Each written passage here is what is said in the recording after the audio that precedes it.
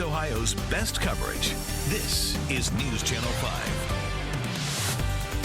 Welcome as Staff Sergeant Aaron Hale returned to his high school in Richfield today. Good evening, I'm Michael Baldwin in for Tracy. Staff Sergeant Hale graduated in 1996 from Revere High School and served our country in the Army. He sees life differently today and in many respects better than ever. Oh, say can you see 34-year-old Staff Sergeant Aaron Hale listens as students from his old high school sing a song that means more to him than most. He is a soldier in the Army, part of a unit that disables bombs. A bomb blast injured his face, and the shrapnel landed all over his body. It damaged his vision, and now he can't see anymore. I'm just a guy who did a job and had an unlucky day. If you ask him, he'll tell you his wife is the real hero for putting up with him. Hale is not one to seek the spotlight or the glory. He knows he's not alone. I'm not the only one that got injured, and my injuries were far from the worst. So there are a lot of guys out there, a lot of service members, the guys and gals that served their country, came back a little beat up, and they really need their support. And there are a lot of organizations out there that do that, but they need the community support.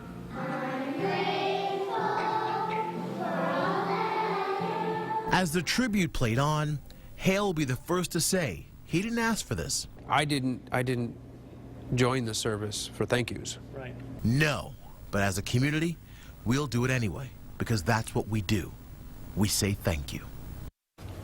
Right now, Hale says a medical review board will determine if he stays in the service. He says he would like to stay in so he can train others to know what to look for when dealing with bombs.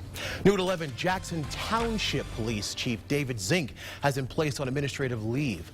The department released a statement early today saying Zink is on leave pending the outcome of an investigation of a personal matter. No word yet on what the personal matter entails. Some potential jurors in the T.J. Lane murder case was dismissed from duty earlier today. Lane, his lawyer, and the prosecutors met in Geauga County Court this morning to tear down the pool of jurors. Lane is accused of shooting 6 Chardon High School students back in February. 3 of the students died. His jury trial begins January 14th. Now to continuing coverage on the Cleveland police shooting that ended with 2 people dead. The audio recordings from the Geauga County Sheriff's Office Department have been released. Listen to deputies talk about what they heard during the pursuit last week. Cleveland's advising that they're pointing a gun outside of the window of the vehicle. All right, this is gone all the way up towards East Cleveland, Cleveland Heights there. I'm going to be backing off of this. The BCI, East Cleveland, and the Sheriff's Department are handling the criminal investigation into the chase and shooting. Timothy Russell and Melissa Williams were the 2 killed by the 13 officers who fired 137 rounds. Russell was laid to rest today at the Sanctuary of Praise in Twinsburg. In Summit County, the search is on for a man reportedly flashing people at the TJ Maxx and the Acme store on Medina Road in Bath Township. Witnesses tell police that over the last 2 weeks, the man, dressed in all black, walks up to people inside the store and calls them piggy. Before he flashes them, anyone with information is asked to call the Bath Township. Ohio now has a new online registry to cut down on scrap metal thefts. The online registry of scrap metal and bulk merchandise dealers is part of Ohio's Homeland Security website. It's designed to crack down on scrap and theft, protect infrastructure like railroads, whose spikes and rails are a target of thieves.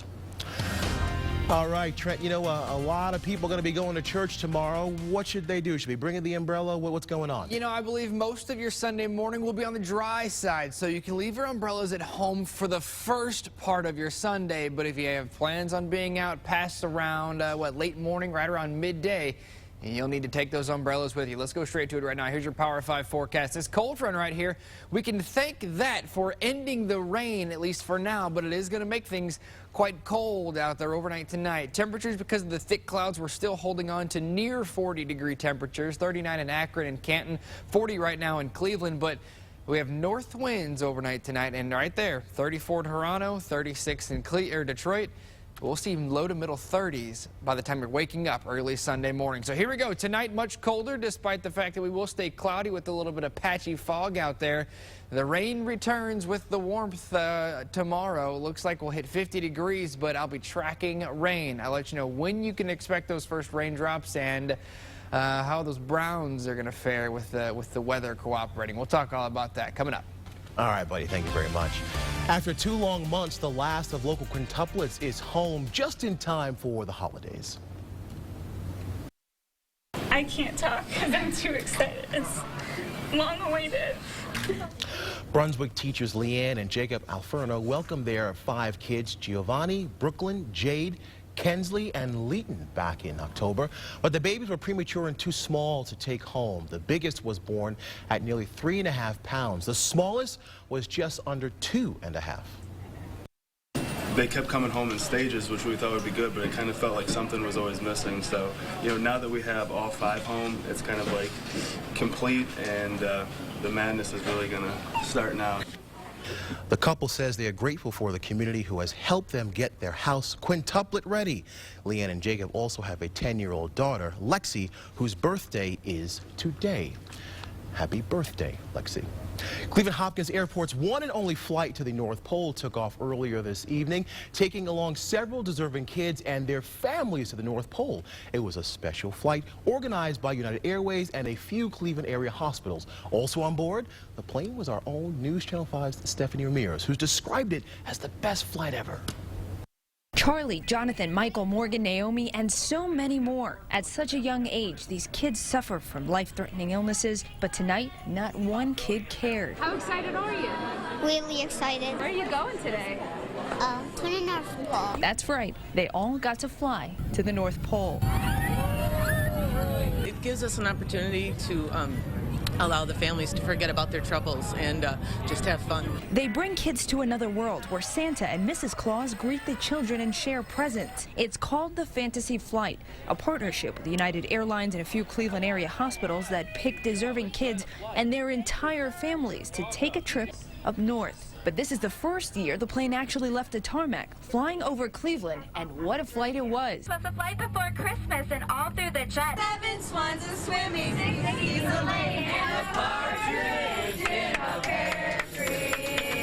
When it was time to land, it only got better. Volunteers served a meal, and then out came the big guy to listen to each and every kid, some asking for not so simple of a wish. That Santa stumbled across his answer with a heavy heart. But that's why he does this each year. That's why they all do it, to provide a place for these innocent kids to just be kids. And for their parents, we're so appreciative of all the work that goes into this. All of your worries, just put them behind for a couple hours. They've been through so much, so it was a real blessing. Stephanie Ramirez, News Channel 5. All right. If you're wondering, the kids did not actually go to the North Pole. The plane traveled over Lake Erie and returned back to the airport at a different gate, decorated as Santa's winter wonderland, the North Pole. And keeping in the holiday spirit, visitors and residents in the Gordon Square Art District in Cleveland were treated to some good old-fashioned Xmas extravaganza. Wrapped in tradition was a party that was going on all day. Free carriage rides, ice sculptures, and the streets were lit with snowflakes to help set the mood for everyone. The residents of the area love that the streets are packed and keeping the money in the area. We're really trying to promote local businesses, local shopping, buying local. There's so much good stuff here in the city that's going on in terms of food and gift shops, art, galleries. If you're looking to do some shopping at Gordon Square, it's located at West 65th Street and Detroit. Good old St. Nick made his way to the Collinwood neighborhood today. The annual Ward 10 breakfast with Santa kicked off this morning with Councilman Eugene Miller at the 5 Points Center on East 152nd. All Ward 10 residents were served a complimentary breakfast and had the opportunity to chat with Santa Claus one more time before Christmas. Some of them are not able to go to the mall and pay to take a picture with the Santa, so the councilman makes it possible for all the kids in this ward to be able to come here and take picture with Santa. A $20 gift card to Dave's Supermarket was also given to families who attended the event. Cleveland firefighters are hoping to make Christmas special for some local children. Local 93 kicked off their toy drive today with the Fill the Fire Truck event at Steelyard Commons Shopping Center. They're accepting brand new unwrapped toys that will be donated to less fortunate kids for Christmas. Monetary donations will also be accepted. The drive runs from now through December 17th. Today marks the first day of Hanukkah. Happy Hanukkah, everyone. The Jewish celebration began at sundown and continues for 8 days. Traditionally, the celebration is observed with the lighting of the menorah, a 9-branch candle holder. Hanukkah commemorates the military victory of the ancient Jews over the army of the Greek Syrians who had denied them religious freedom. Next at 11, another tragedy hits the NFL. How the death of a teammate landed an NFL player behind bars.